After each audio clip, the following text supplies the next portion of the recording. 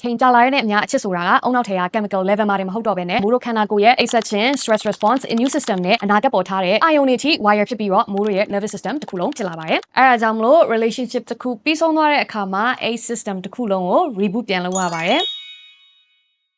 လူသားတွေကတယောက်တည်းရက်တည်နိုင်မှုအတွက်ဒီဇိုင်းလုပ်ထားတာမဟုတ်ပါဘူး။ဇီဝဗေဒအရာကတယောက်ပေါ်တယောက်အပြန်လည်မိခိုပြီးတော့ရှင်သန်မှုအတွက်ဒီဇိုင်းလုပ်ထားတဲ့မျိုးစိတ်တွေဖြစ်ပါတယ်။ကလေးဘွားတွေကမိုးတို့ရဲ့အာယုံကြောစနစ်က co-regulation ဆိုတဲ့ system တစ်ခုနဲ့အလုပ်လုပ်ပါတယ်။ငိုနေတဲ့ကလေးတူကသူ့ရဲ့အုတ်ထိန်သူပွေ့ဖက်ချော့မြူလိုက်တဲ့အခါမှာအငိုတိတ်သွားတယ်။အဲ့ဒါကအုတ်ထိန်သူရဲ့တည်ငြိမ်တဲ့ nervous system ကကလေးရဲ့ကစင့်ကလေးဖြစ်နေတဲ့ nervous system ကိုကူညီပြီးတော့ထိန်းညှိပေးလိုက်တာ regulate လုပ်ပေးလိုက်တာဖြစ်ပါတယ်။အသက်ကြီးလာတဲ့အခါမှာလည်းဒီသဘောတရားပဲပေါ့နော်ရေရှည် long term relationship တွေက partner တွေက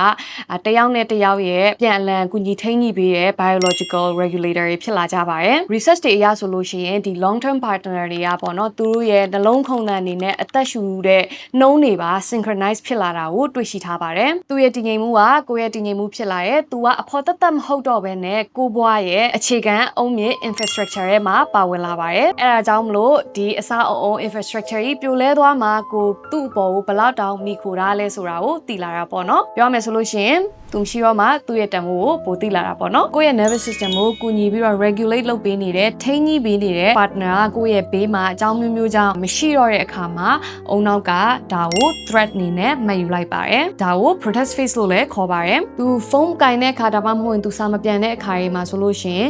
စိုးရင်စိတ်တွေအလိုလိုတက်လာတာမျိုးစကားများပြီးသူထွက်သွားတဲ့အခါမှာကိုဘေးမှာတစ်ခုခုလိုနေသလိုမျိုးစသဖြင့်ပေါ့နော်ဒါကကို safety လို့သတ်မှတ်ထားတဲ့အရာကပျောက်သွားတယ်ဆိုတာကို nervous system ကအချက်ပြနေတာဖြစ်ပါတယ်အဲဒါကြောင့်မို့ protest phase ဆိုတာကစိတ်လှုပ်ရှားလွယ်တာစိတ်မတည်မငြိမ်ဖြစ်တာထက်အများကြီးပိုပါတယ် threat လို့မှတ်ယူထားတဲ့အရာတစ်ခုကို nervous system ကတုံ့ပြန်တဲ့ပုံမှန် response တစ်ခုဖြစ်ပါတယ်ဒါကကိုသူ့ကိုဘယ်လောက်ချစ်တာမချစ်တာထက်ကိုယ့်ရဲ့ nervous system ထဲမှာသူ့ကိုဘယ်လောက်ထိ safe ဖြစ်လဲဆိုပြီးတော့ encode လုပ်ထားတာနဲ့ပို့ပြီးတော့သက်ဆိုင်ပါတယ်